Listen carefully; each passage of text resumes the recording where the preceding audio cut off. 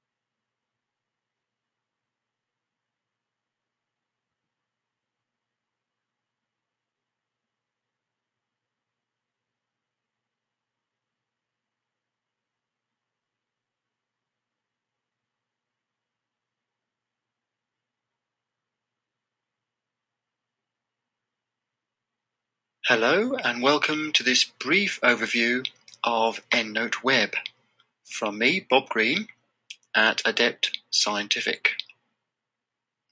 For this brief overview, I'm assuming that you have already set up an EndNote Web account and you've navigated to the page where you can log in, which is what you're looking at the moment. So the next thing that we're going to do is actually to log in. The first time that you log in, you'll be presented with the Getting Started guide. That's the screen we're looking at the moment, with the graphical objects on the screen and shortcuts to take you to different parts of the screen. I'm going to close that and skip on to the main screen. Because this is the first time we've used this account, notice on the left there's nothing in it. So we're going to go and collect some references. The first method of collecting is going to be the online search. That's the screen we're looking at. And initially we'll have to go and select which online source we're going to use to collect our references from. For today's example, I'm going to use Copac, so I need to scroll down the list. Once selected, we click the Connect button. We would then fill in our search criteria.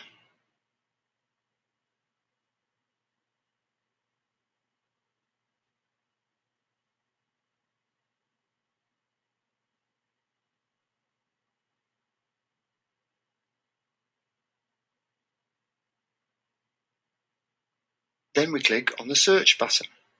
As you can see, there are 68 results.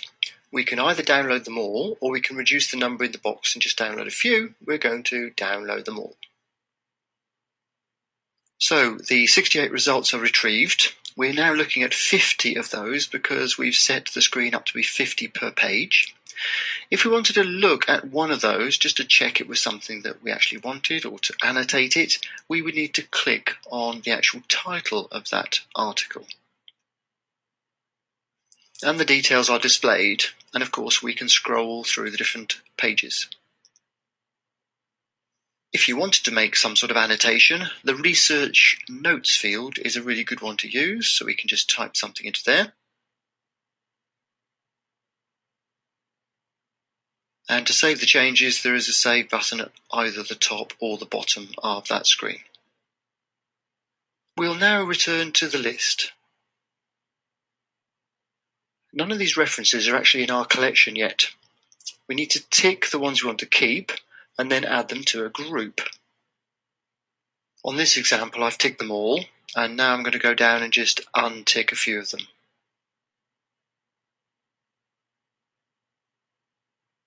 When the ones that I want to keep are selected, I go to the Add to Group drop-down, and in this case we're going to have to make a new group.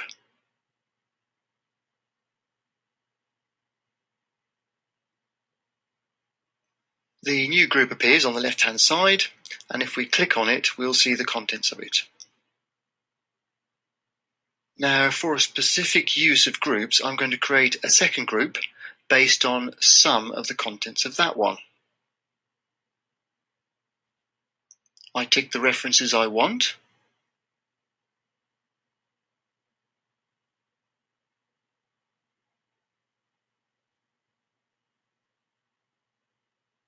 Then create the new group.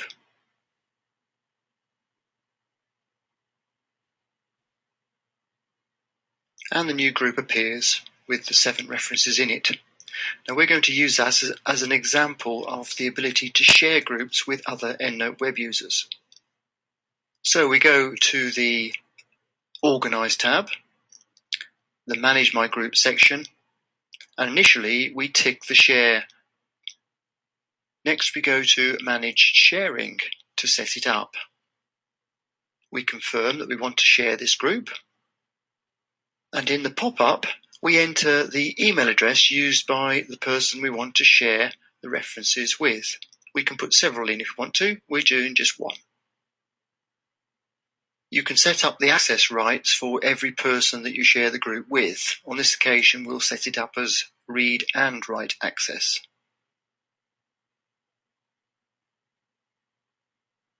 And there we are. One person can now share that group in read-write access. We'll close that pop-up. So there we are with the group set up. Let's go back to the references again. Notice that the group that's been set up as shared has got a little icon of 2 people next to it. That indicates that it is shared. It's also a quick hotspot to jump back to the sharing window. Now let's go and get some references through a different means. This time we're going to go to the Web of Knowledge website and export them directly from there into our EndNote web account. First of all, we'll set up our criteria. Then we'll run the search and see what results we get. From the search results, we will tick the ones that we actually want.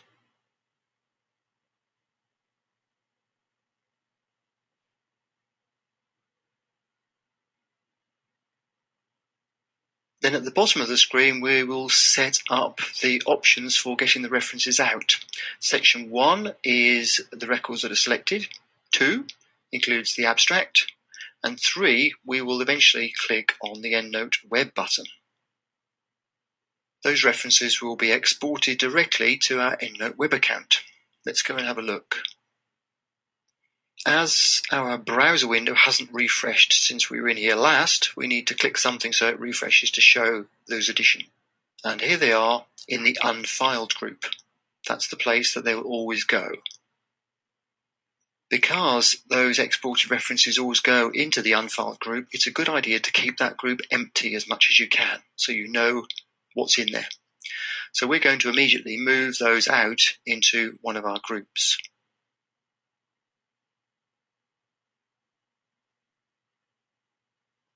The unfiled screen is now blank because all those references have moved out into the other group.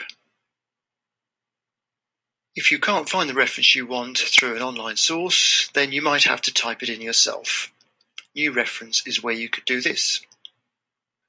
The first thing you always do in a new reference screen is to choose the reference type.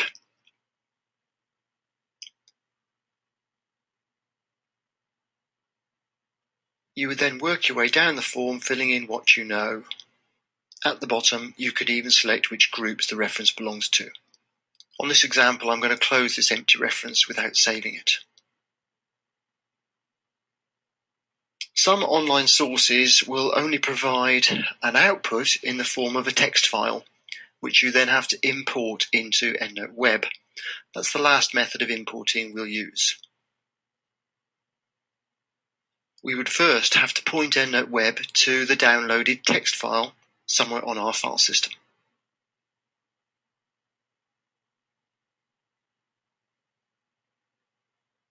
Secondly, you have to tell EndNote Web where you got the file from, hence telling it what format it's in.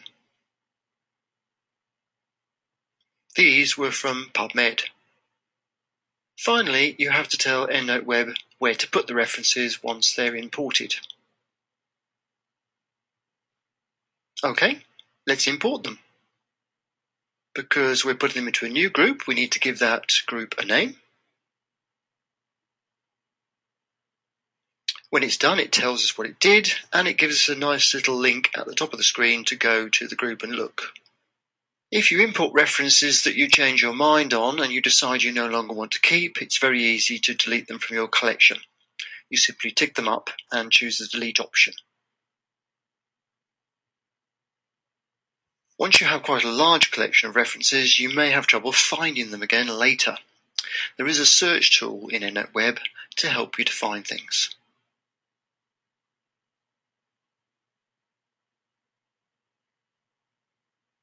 It searches in pretty much all the fields in the references to find whatever you typed in the text box, and brings back all the results and even highlights the thing that you were looking for.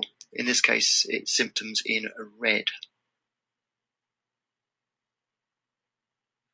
Earlier, we set up a group to share with somebody else. If somebody else shares a group with you, then you need to go to the Others Groups section to decide how you're going to work with their group. The Show tick box can be used to show the group or hide the group in your collection. The other tick box determines whether or not the group will be searched when you're trying to find references to cite in your paper.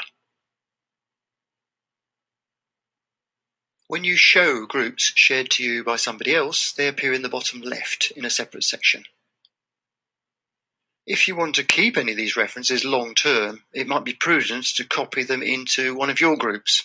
So if the sharing's taken away, you'll still have access to them.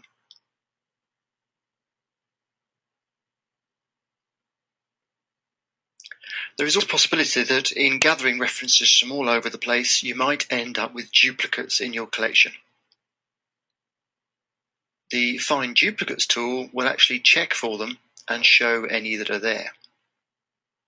You would need to look at these pairs and decide which ones to keep. EndNote Web has already ticked some. I'm just going to delete those on this occasion. The last section of the Organize tab is Manage Attachments. If your EndNote Web account is associated with an EndNote desktop, you will have the ability of transferring attachments from your desktop library to your EndNote Web account, and this is where they will appear. We're now going to change our attention to getting things out of EndNote Web, and the tab we're looking at is the Format tab. The first tool here is the Bibliography tool, and it enables us to take a collection of references from our library and format them in a given style to make a bibliography. We'll choose the references in this group, and we'll use this style. And I'm going to choose the plain text output. To see the results, I click Preview and Print. Now on this occasion, Internet Explorer has actually blocked the pop-up, so I'm going to have to override that. That might happen.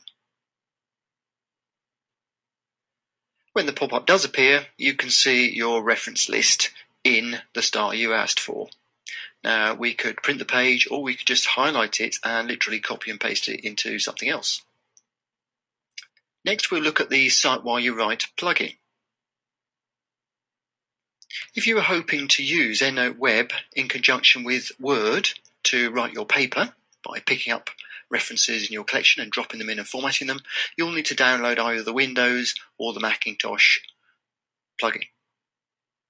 We'll use this plugin a little bit later in this demo. If you're not using Word as your word processor, the Format Paper tool might be of use to you. It's not something that I'm actually going to cover in this basic intro today. Lastly, in this section, we'll have a brief look at export references. This can be used to get references out from EndNote Web into other packages. The basic idea is you select which references and you choose which style, and then you save them or email them. The last tab we're going to look at is the options. Most of this is dedicated to your account details, but there are two tabs that we're going to look at. The first one is Download Installers, where you can again see the Cite While You Write plugin download for Windows and Macintosh. In addition to this, there is a Firefox extension you can download, again for Windows or Macintosh, and that helps to control the way that references are gathered through that browser. The last part of the Options tab is the account information. This is where you can find out what level of access you've got to EndNote Web, whether it's roaming, whether it's linked into an X5 or an X6 version of EndNote, and the details will all be there. Now, tucked away in the top right corner is something that's going to be extremely useful to you. It's the EndNote Web Help. Now this is going to be extremely useful, as I say. It's actually very good. You click on a link and it will show you all the details about that part of the package. Right, let's just pop back to the main screen again. An important thing to keep tabs of is the trash. As you delete things, it goes into the trash, and you just need to make sure you're emptying that regularly. What we're going to do now is look at how EndNote Web can be used in conjunction with Word to write your paper. If you have EndNote Desktop installed on your computer, the EndNote Web toolbar is installed with it. If you don't have EndNote Desktop, you will need to download that plugin that we talked about earlier. It will appear at the top of the screen in Word as a new ribbon. Initially, you will have to tell this plugin where it's supposed to go to get the references from. So you'll need to put in your credentials.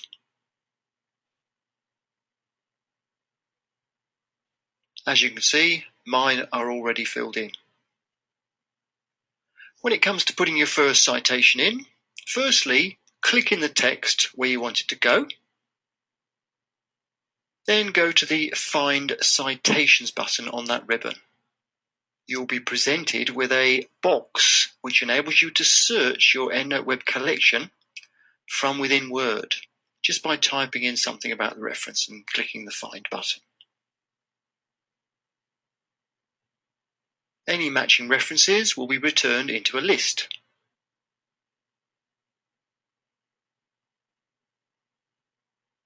You select the one that you want to put in and click the Insert button. Back in Word, the reference will have been put in. In the text, it'll be a citation, and a reference list will be started at the end of your document. You can even do multiple citations.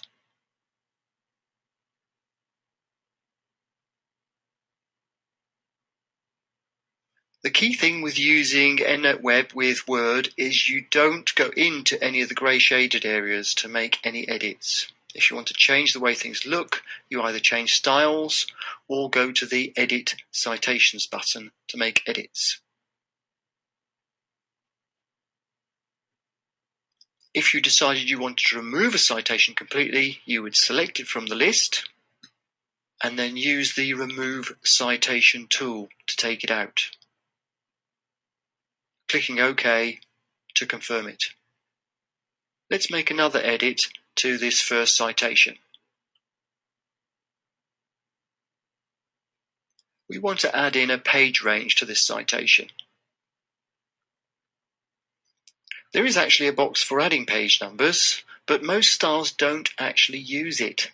So sometimes a safer option is to put the details into the suffix box instead. You'll have to see what your style actually needs.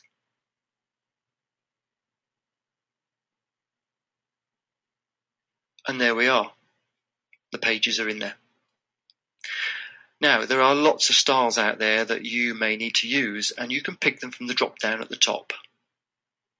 Once you select a different style, EndNote Web goes through the whole Word document, reformatting it to this new style. So there you are. Pretty straightforward. If for any reason you need to refresh your Word document, there is a button called Update, which you can use for that purpose. Now let's go and look at another tool that can be useful. When you downloaded the Cite While You Write plugin, there was also an Internet Explorer plugin downloaded, and this included a capture button. When this button is clicked, EndNote Web does its best to gather the information about the reference from the page you're on. You see that this example's worked quite well.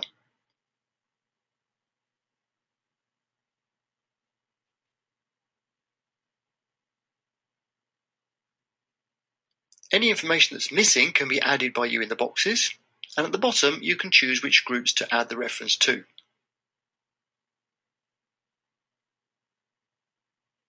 You can also choose whether to save it to EndNote or EndNote Web.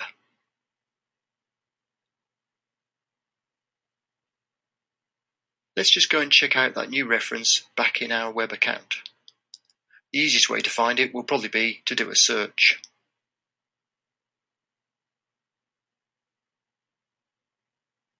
And there it is.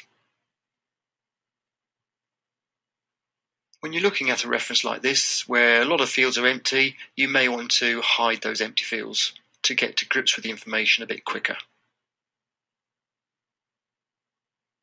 Now, not everybody has admin access to their computer, so they won't be able to install things like the capture button. So EndNote Web has got another trick up its sleeve here. It's called a bookmarklet. By dragging this capture reference bookmarklet to our bookmarks toolbar in our browser, it does the same job, but without having to have admin access.